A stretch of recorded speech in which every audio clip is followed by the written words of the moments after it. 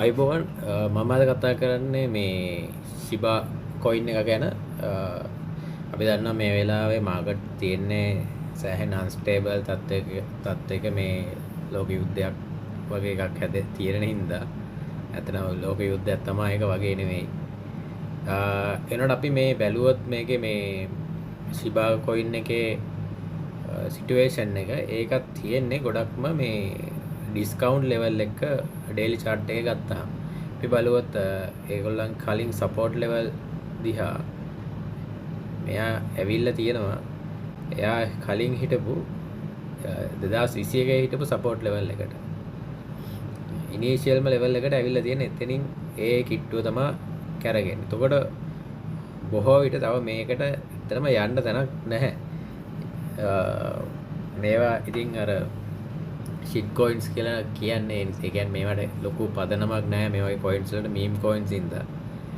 ඒ වුණාට අපි මේකේ technical analysis එක බලහම ඇත්තටම මෙයා තියෙන්නේ හොඳ discount rate එක.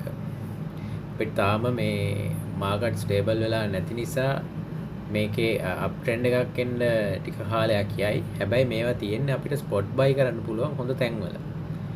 විශේෂයෙන් මේ Shiba coin එකේ අපි බලමු මේකේ weekly chart එකට ගිහිල්ලා 4 days තමයි පෙන්වන්න බලමු. තාම මෙයා තියෙන්නේ down trend එකක.